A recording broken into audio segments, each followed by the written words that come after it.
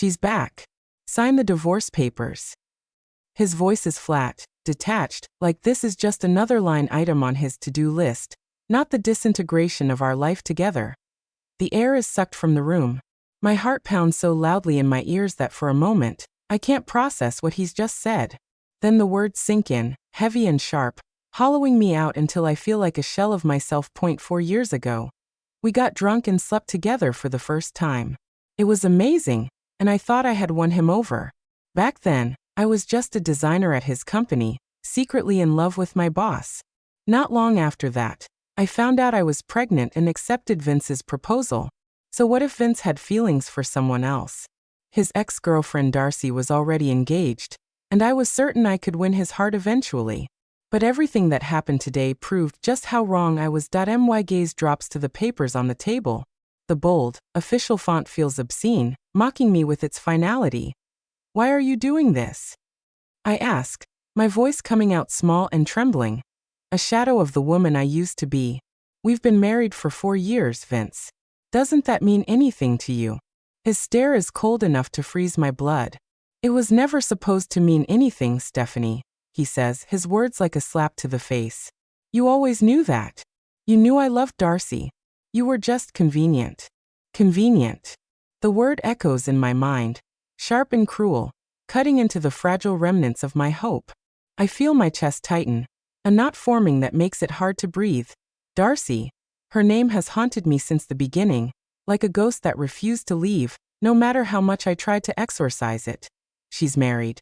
I remind him, my voice faltering as I grasp for something, anything, to hold on to. She moved on years ago. Why can't you? Vince lets out a bitter laugh, leaning back in his chair like he finds me ridiculous. She didn't move on. She was forced into that engagement. Now that she's back, she's free to be with me. His words hit like a punch to the gut, stealing what little breath I have left. My vision blurs for a moment, and I grip the edge of the table to steady myself. We're married, I say, hating the desperation in my tone. We've been building a life together. Doesn't that matter to you? Building a life? He repeats, his voice dripping with disdain. The only thing you've been building is a lie. You trapped me, Stephanie. You used drugs to manipulate me into this marriage. It was never real. His accusations blindside me, the venom in his voice leaving me reeling. What are you talking about? I whisper, my words barely audible. I didn't manipulate you. Don't play innocent, he snaps, his voice rising. You knew exactly what you were doing. The pregnancy, it was all part of your plan, wasn't it? You made sure I had no choice but to marry you. The room spins as his words settle in, and I feel like the ground beneath me is crumbling. That's not true, I protest, shaking my head. I didn't. Don't lie to me.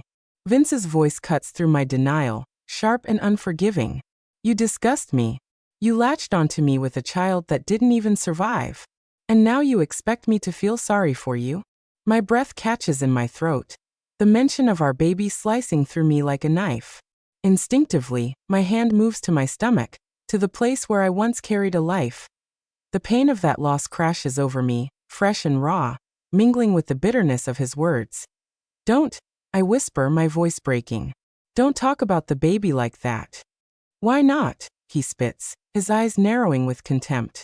I didn't want it then, and even if it had survived, I wouldn't want it now. His words are cruel, calculated to wound, and they succeed. How can you say that? I demand, my voice trembling with fury. How can you be so heartless? Heartless? Vince's lips curl into a bitter smile. You're the one who started this, Stephanie. Now it's over. Sign the papers, and I'll pay you enough to walk away and never look back.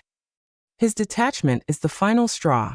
The years of sacrifice, of trying to love him through his indifference, flash before my eyes. 4 years of building a life together, only for him to reduce it to a transaction.